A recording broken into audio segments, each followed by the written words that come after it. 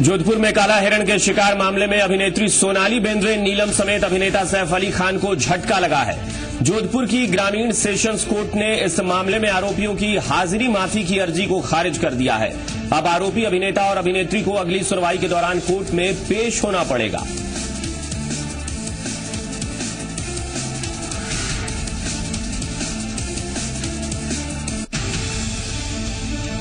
Rape case में आरोपी पूर्व मंत्री बाबूलाल नागर को 14 दिन की न्यायिक हिरासत में जयपुर की सेंट्रल जेल भेज दिया गया है। रिमांड खत्म होने पर सीबीआई की विशेष कोर्ट में आज पेशी हुई। वहीं बाबूलाल नागर ने कहा कि वो बेकसूर हैं, उन्हें षड्यंत्र के तहत फंसाया जा रहा है।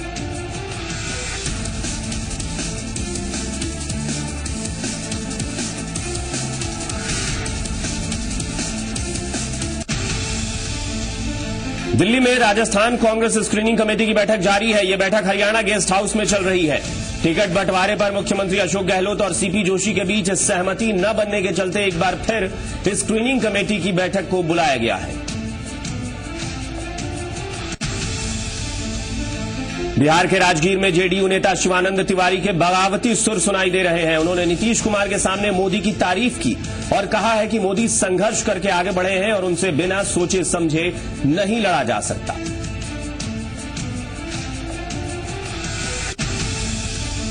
दिवाली से पहले नकली मावा का धंधा करने वालों पर प्रशासन ने नकेल कसनी शुरू कर दी है। धौलपुर में प्रशासन ने कार्रवाई करते हुए बड़ी मात्रा में नकली मावा बरामद किया है। छापेमारी के दौरान प्रशासन को 7 क्विंटल नकली मावा जब्त किया है। कुंभ नगरी इलाहाबाद में इन दिनों अनोखा संगम देखने को मिल रहा है। यहां गंगा, यमुना और अदृश्य सरस्वती के एक की बजाय 2 संगम हो गए हैं। कुदरत का यह संयोग 1977 के बाद पहली बार दिख रहा है। देश के कोने कोने से श्रद्धालु इसी नजारे को देखने यहां पहुंच रहे हैं। और आम जनता पर महंगाई का डबल अटैक हो सकता है। आरबीआई ने रेपो रेट 1/4% बढ़ा दी है, जिससे होम लोन महंगा हो सकता है। वहीं पारेख कमेटी ने डीजल की कीमत 4 से 5 रुपए तक बढ़ाने की सिफारिश की है।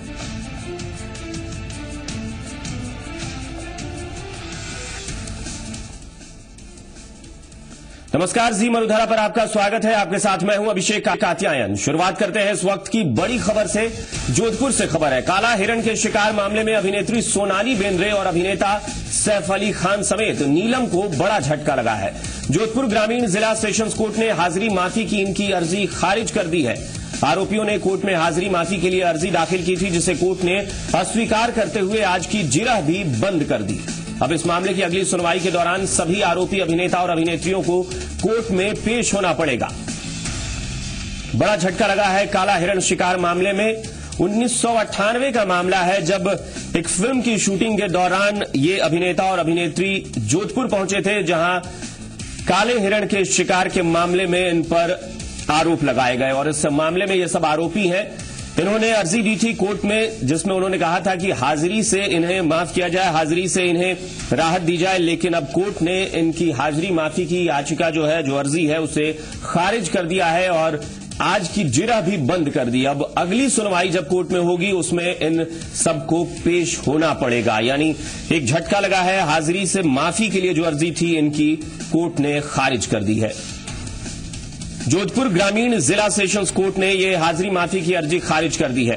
इस वक्त जी मीडिया संवाददाता अमित यादव जोधपुर से इस वक्त हमारे साथ फोन लाइन पर जुड़ गए हैं। अमित, क्या जानकारी है और क्या याचिका दायर की गई थी, जो अर्जी लगाई गई थी वो क्या थी? देखिए अभिषेक, काला हिरण शिकार मामले में करीब 51 गवाह हैं जिनकी गवाही होनी थी। तो आज इसमें कुछ गवाहों को पेश होना था और अपनी गवाही देनी थी, जिसमें कि सैफ, सोनाली और नीलम को भी पेश होना था आज के कोर्ट में। लेकिन उन्होंने अपनी बीमारी का हवाला देते हुए हाजिरी माफी की अर्जी लगाई कोर्ट में, जिसे कोर्ट ने रिजेक्ट कर दिया और सुनवाई रद्द कर दी। अभिषेक जी अमित, इस दौरान कोर्ट की ओर से कोई टिप्पणी आई इन अभिनेता अभिनेत्रियों को लेकर? अगली बार चूंकि हाजिरी की बात हो रही है कि अगली बार अगर कोर्ट में सुनवाई होती है तो इन्हें यहां हाजिर होना पड़ेगा, तो क्या कहा कोर्ट ने इस दौरान? कोर्ट ने ऐसा कोई इसमें सख्त रुख नहीं अपनाया इसमें अभिषेक। और अगर कोर्ट ने ये सुनवाई रद्द कर दी तो आगे उनके पास ऑप्शन है, वो हाईकोर्ट में जाकर इस पर मामला में अपनी याचिका डाल सकते हैं और सुनवाई करवा सकते हैं। तो ऐसा इस मामले में अभी कुछ है नहीं अभिषेक। क्या पहले पेश होने के लिए इन्हें आदेश मिला था कोर्ट से?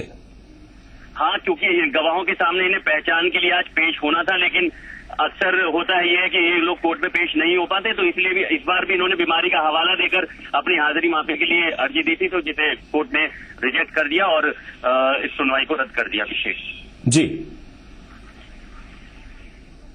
चलिए अमित, बहुत बहुत शुक्रिया इस पूरी जानकारी के लिए। तो कोर्ट में पेश होना था गवाहों की निशानदेही के लिए, गवाहों की पहचान के लिए, क्योंकि गवाह जो हैं उनके सामने इन्हें हाजिर होना था, लेकिन इन्होंने बीमारी का हवाला देकर कोर्ट में अर्जी लगाई थी और हाजिरी माफी के लिए कहा था कि उन्हें हाजिर होने से माफ किया जाए, बरी किया जाए, लेकिन कोर्ट ने इनकी इस अर्जी को खारिज कर दिया है। आज की जिरह भी कोर्ट ने बंद कर दी, यानी अगली सुनवाई के दौरान इन्हें हर हाल में पेश होना होगा।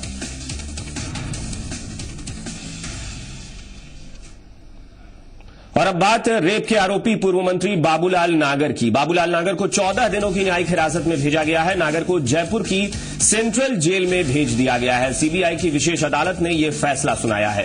कोर्ट में पेशी से पहले सीबीआई की टीम ने नागर का एसएमएस अस्पताल में मेडिकल कराया। अस्पताल से बाहर निकलकर नागर ने मीडिया से बातचीत के दौरान कहा कि उन्हें षड्यंत्र के तहत फंसाया जा रहा है। उन्होंने मीडिया पर भी अपनी भड़ास जमकर निकाली। नागर ने क्या कहा, आइए सुनते हैं। ये एक और रूटीन प्रक्रिया है भैया। इसके अलावा मैं ये कहना चाहूँगा कि जब सीबीआई ने प्रथम बार मुझे पूछताछ को बुलाया, उससे कम से कम 10 रोज पहले मैंने सीबीआई को कुछ तथ्य लिखकर भेजे थे। उन तथ्यों की सीबीआई जांच कर रही है, उन तथ्यों के अंदर तक जाएगी। तो मेरा ये मानना है कि निश्चित रूप से जिन लोगों ने षड्यंत्र किया है वो पर्दाफाश होगा। मुझे विश्वास है सीबीआई पे कि वो उन तथ्यों तक ढूंढेगी। मैं पूरी तरह बेकसूर हूँ, मैंने कोई इस तरह का अपराध नहीं किया। षड्यंत्र के तहत मुझे झूठा फंसाया गया है। और आपको भी मैं एक सलाह देना चाहूँगा कि इस जो बेकसूर होता है उसको भी कई बार ऐसी हालात मीडिया बना देता है, मीडिया ट्रायल से, कि वो कसूरवार जैसा दिखने लग जाता है और उसके साथ अन्याय हो जाता है। कांग्रेस में उम्मीदवारों के नामों पर मंथन के लिए एक बार फिर से दिल्ली में स्क्रीनिंग कमेटी की बैठक हो रही है। ये बैठक हरियाणा गेस्ट हाउस में चल रही है। राजस्थान के मुख्यमंत्री अशोक गहलोत और सीपी जोशी के बीच सीटों के बंटवारे को लेकर सहमति नहीं बन पाई है, इसलिए स्क्रीनिंग कमेटी की यह बैठक फिर से बुलाई गई है। कल 10 जनपथ में केंद्रीय चुनाव समिति की बैठक में भी नामों पर चर्चा हुई थी, लेकिन उम्मीदवारों के नाम पर आखिरी मुहर नहीं लग पाई थी। 31 अक्टूबर को फिर से केंद्रीय चुनाव समिति की बैठक होगी। अक्टूबर में या नहीं, इसी में ऐसी कोई संख्या मैं नहीं बोल सकता, लेकिन सारे। वहीं बीजेपी में भी टिकट बंटवारे को लेकर बवाल शुरू हो गया है। भरतपुर में विधायक कृष्णेंद्र कौर दीपा को टिकट देने को लेकर लोगों ने विरोध किया है। नदबई के कार्यकर्ता विधायक दीपा के कामकाज से खासे नाराज हैं। कार्यकर्ताओं ने दीपा को टिकट देने के खिलाफ अपना गुस्सा जाहिर करते हुए बीजेपी नेताओं से शिकायत भी की है। गुस्साए कार्यकर्ताओं का कहना है कि दीपा की बजाय पार्टी चाहे तो किसी भी कार्यकर्ता को टिकट दे सकती है, वो इसका विरोध नहीं करेंगे, लेकिन अगर मौजूदा विधायक को बीजेपी ने टिकट दिया तो बीजेपी को सीट गंवानी पड़ेगी।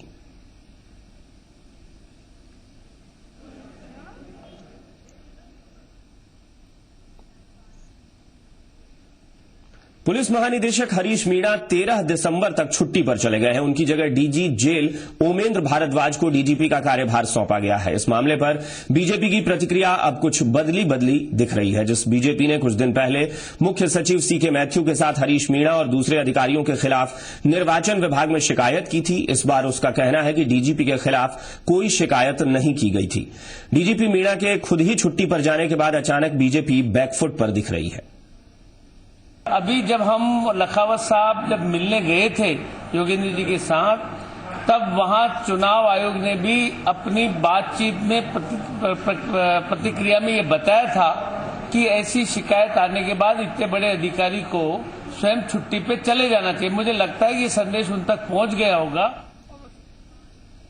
विधानसभा चुनाव से ठीक पहले जयपुर में चुनाव अधिकारियों और कमिश्नरेट ने कमर कस ली है। अब हर रैली और सभा की वीडियोग्राफी कराई जाएगी।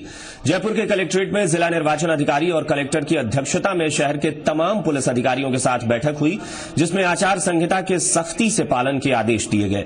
चुनाव से पहले शहर के संवेदनशील इलाकों में नाकेबंदी कराकर अपराधियों की धरपकड़ करने के आदेश जारी किए गए। जातिगत रैलियों पर रोक और रैलियों में वाहनों की संख्या पर काबू करने के लिए दिशा निर्देश जारी किए गए हैं।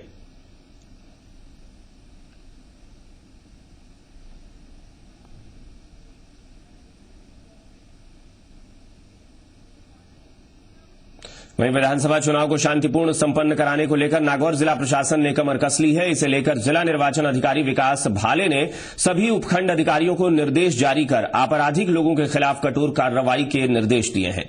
इसके साथ ही हथियार जमा कराने के लिए सभी लाइसेंस धारकों को निर्देशित कर दिया गया है। साथ ही नागौर से जुड़े सीमावर्ती बॉर्डर क्षेत्रों पर भी पुलिस को निगरानी रखने के निर्देश दिए गए हैं।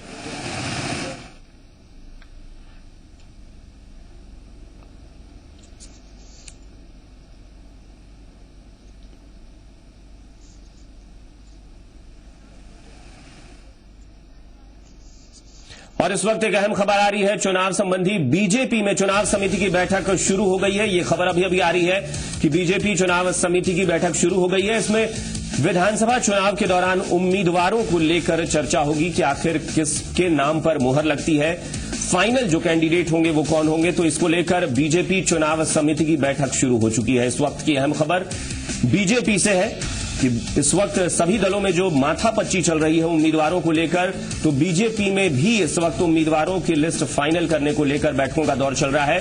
तो फिलहाल इस वक्त की अहम खबर आ रही है जहां बीजेपी चुनाव समिति की बैठक शुरू हो चुकी है और इस बैठक में खुद बीजेपी प्रदेश अध्यक्ष वसुंधरा राजे भी शामिल हैं। इस वक्त बताया जा रहा है कि पार्टी के अंदर वसुंधरा को भी पूरी छूट दी गई है कि वो उम्मीदवारों के चयन पर आखिरी मुहर लगाएं। और बताया जा रहा है कि अल्सीसर हाउस में इस वक्त ये बैठक चल रही है बीजेपी चुनाव समिति की, जिसमें पार्टी की प्रदेश अध्यक्ष वसुंधरा राजे भी मौजूद हैं। अल्सीसर हाउस में ये बैठक शुरू हुई है और इस बैठक में उम्मीदवारों को लेकर माथापच्ची होगी, उम्मीदवारों के नाम पर आखिरी मुहर लगेगी। वसुंधरा राजे बीजेपी प्रदेश अध्यक्ष भी इस बैठक में मौजूद हैं।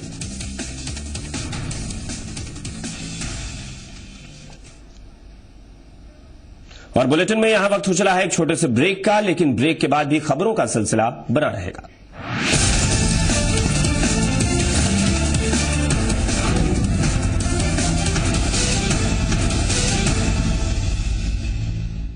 My favorite fashion recommendation for the season? Snow White. Inspired by my Sarah Snow White. Sarah reflects my style. क्या आप अपने चेहरे पर कील मुहासों के दाग, धब्बों, झाइयों से परेशान हैं? तो इनसे छुटकारा पाने का एकमात्र समाधान मेलाज स्किन क्रीम एली फार्मास्यूटिकल्स द्वारा निर्मित। एसएसपी में कैल्शियम, फास्फोरस और सल्फर होता है, जो कि समय से फसलों का पूरा विकास करता है। Chambal fertilisers and chemicals limited की पेशकश उत्तम एसएसपी। जम के खाओ, खूब बचाओ। माहेश्वरी फार्मास्यूटिकल द्वारा निर्मित त्रिंगासव खून की कमी को दूर करे, तंदुरुस्त और स्वस्थ बनाए। आयुष द्वारा प्रमाणित त्रिंगासव। दिन भर की वो बड़ी खबरें जिन्होंने राजनीतिक गलियारों में बढ़ाई सरगर्मियां, अर्थव्यवस्था को दी रफ्तार, कारोबार को चमक, जो लाई खेल के मैदान में तूफान और फूकी बॉलीवुड में नई जान। खबर दिन भर रोज रात 11 बजे जी मरुधरा पर। मेरी शान मेरा अभिमान।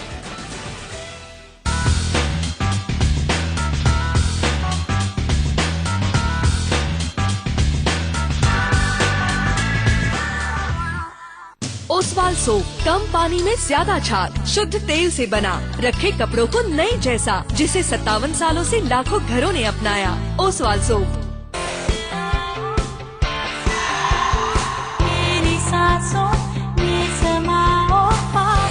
अब पाइए ताज़ा सांसों का कॉन्फिडेंस जिंक माइक्रोशाइन क्रिस्टल्स के साथ नया क्लोजअप डीप एक्शन, क्योंकि पास आने के मौके कभी भी आ सकते हैं। नया क्लोजअप डीप एक्शन, अब ज्यादा ताजगी, ज्यादा कॉन्फिडेंस, क्योंकि पाइए 21% फ्री क्लोजअप के 10 रुपए के पैक के साथ। क्लोजअप 12 घंटे ताजा सांसों का कॉन्फिडेंस।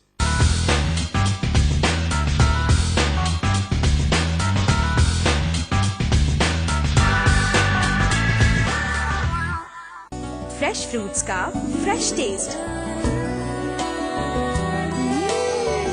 टॉप्स जैम, लाइफ में लाए मजा, चिकन भोरिया, गरम मसाला, पाव भजिया, चंकी चाट मसाला, असली मसाले सच सच MDH।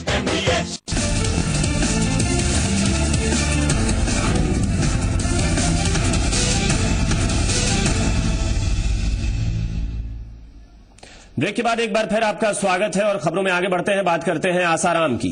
जोधपुर जेल में बंद नाबालिग से रेप के आरोपी आसाराम की मुश्किलें एक के बाद एक बढ़ती जा रही हैं। राजसमंद में आसाराम के आश्रम को अवैध कब्जा करने के चलते नोटिस भेजा गया है। नगर पालिका ने राजसमंद आश्रम को नोटिस देते हुए आश्रम के दस्तावेज सौंपने के लिए 24 घंटे की मोहलत दी है। वहीं राजसमंद आश्रम के व्यवस्थापक ने नोटिस लेने से इनकार कर दिया है। व्यवस्थापक का कहना है कि वो पहले गुजरात आश्रम से पूछेगा, उसके बाद ही नोटिस लेगा। आपको बता दें कि यह आश्रम आमेट नगर पालिका के चंद्रभागा नदी के किनारे बना हुआ है, जिसे लेकर नगर पालिका ने आश्रम को नोटिस भेजा है।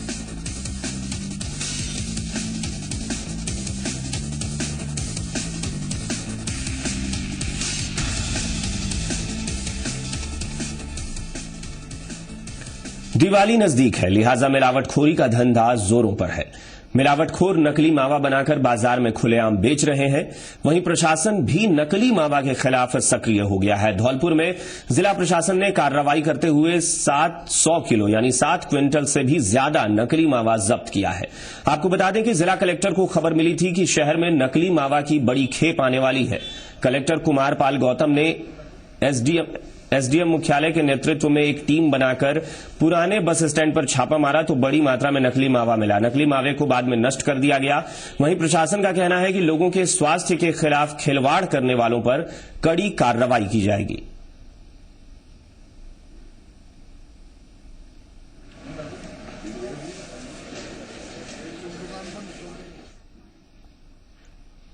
चित्तौड़गढ़ में चंदेरिया पुलिस ने ट्रक में भरी अवैध शराब जब्त कर ली है। एक ट्रक शराब हरियाणा से राजस्थान लाई गई थी। पुलिस को जानकारी मिली थी कि हरियाणा के हिसार से शराब से भरा ट्रक गुजरात आ रहा है, जिसके बाद पुलिस ने जाल बिछाकर शराब से भरे ट्रक को जब्त कर लिया। ट्रक में लगभग 45 लाख रुपए के 680 पेटी से भी ज्यादा अवैध शराब थी। पुलिस ट्रक ड्राइवर और कंडक्टर को गिरफ्तार कर उनसे पूछताछ कर रही है।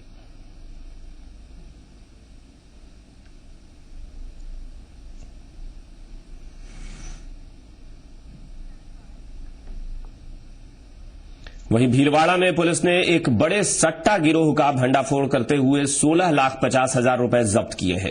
पुलिस ने 15 लोगों को सट्टा लगाने के आरोप में गिरफ्तार भी किया है। सीओ सिटी आनंद शर्मा को मुखबिर से यह खबर मिली थी कि डेयरी के पास स्थित पायल रेस्टोरेंट में लोग सट्टेबाजी कर रहे हैं। इसके बाद छापा मारकर पुलिस ने 15 लोगों को गिरफ्तार किया है। इनके पास से कुल 15,50,000 रुपए मिले। सटोरिये जोधपुर, अजमेर, ब्यावर और भीलवाड़ा के रहने वाले हैं। पुलिस होटल मालिक के खिलाफ भी कार्रवाई की बात कह रही है। मुखबिर के जरिए सूचना मिली थी कि ये जो पायल रिसोर्ट है भीलवाड़ा डेयरी के पास, यहाँ पर जुआ खेल रहे हैं कुछ लोग।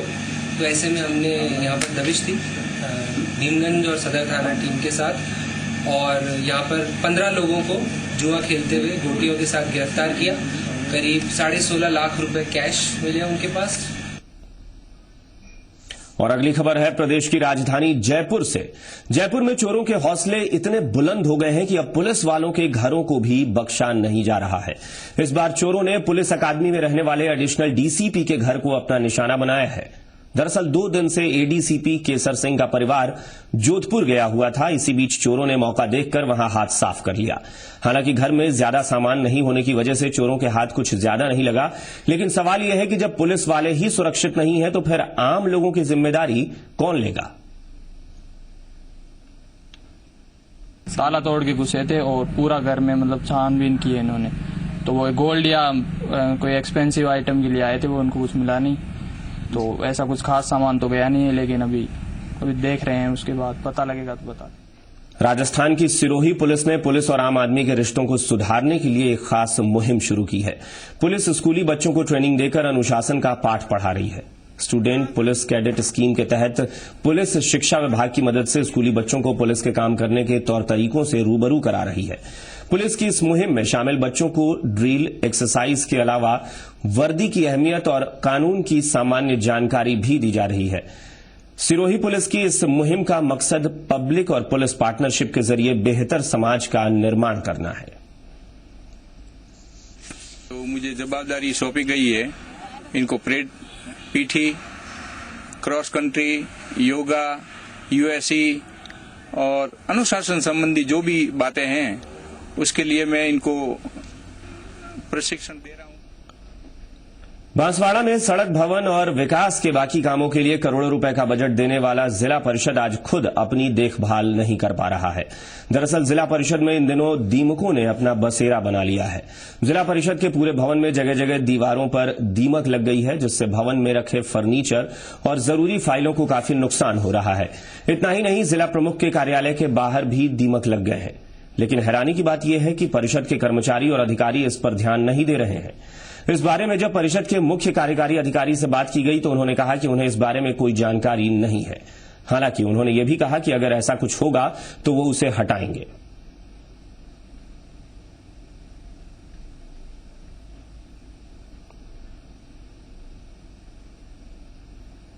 और यहां रुकेंगे एक और छोटे से ब्रेक के लिए, लेकिन फौरन लौटते हैं। आप बने रहिए हमारे साथ।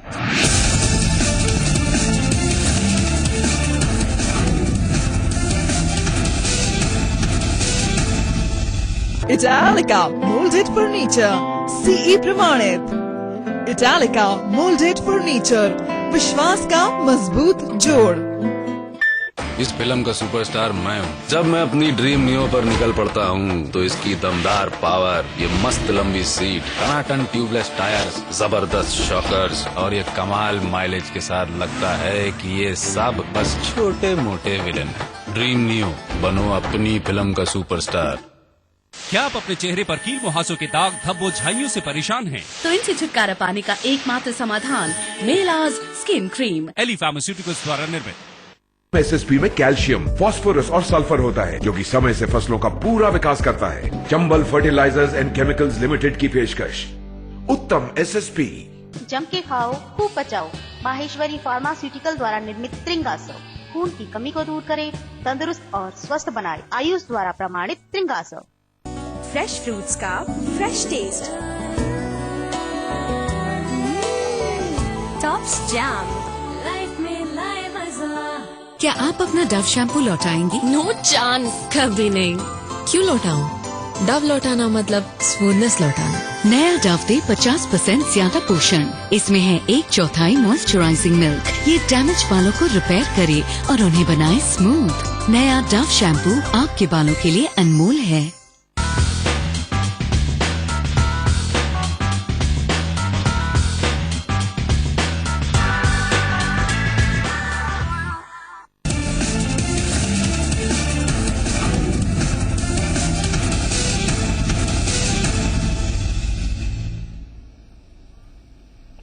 ब्रेक के बाद एक बार फिर आपका स्वागत है और रुख करते हैं अगली खबर का। बात करते हैं आम आदमी की ईएमआई से जुड़ी एक खबर से। आरबीआई ने आज रेपो रेट में इजाफा कर दिया है, जिसके बाद आपकी ईएमआई बढ़ने के पूरे आसार हैं। आसमान छूती महंगाई के चलते आरबीआई ने आज 0.25% का इजाफा रेपो रेट में किया, जिसके बाद रेपो रेट 7.5% से बढ़कर 7.75% हो गया है। आपको बता दें कि रेपो रेट वो दर है जिस पर आरबीआई बैंकों को कर्ज देता है। जाहिर है, जब बैंकों को मिलने वाला कर्ज महंगा हो गया है तो आपकी ईएमआई भी बढ़ेगी। रेपो रेट में इजाफे से होम लोन और ऑटो लोन की दर महंगा होने की आशंका है। हालांकि सीआरआर में कोई बदलाव नहीं किया गया है।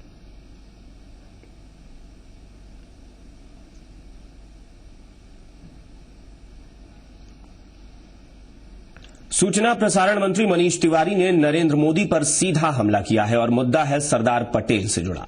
कुछ दिनों पहले एक अखबार के हवाले से यह कहा गया कि मोदी ने यह सवाल उठाया है कि सरदार पटेल के अंतिम संस्कार में तत्कालीन प्रधानमंत्री पंडित जवाहरलाल नेहरू नहीं पहुंचे थे। इसके जवाब में कांग्रेस ने सबूत सामने रख दिए। कांग्रेस महासचिव दिग्विजय सिंह ने एक वीडियो रिलीज किया है जो सरदार पटेल के अंतिम संस्कार का है, जिसमें नेहरू जी साफ तौर पर दिख रहे हैं। इसी मसले पर आज सूचना प्रसारण मंत्री सामने आए और उन्होंने आरोप लगाया कि बीजेपी दूसरों का इतिहास हथियाने की कोशिश कर रही है। उन्होंने सवाल भी खड़ा किया कि क्या नरेंद्र मोदी पटेल के उन विचारों से इत्तेफाक रखते हैं जिसमें उन्होंने आरएसएस पर सवाल उठाए थे।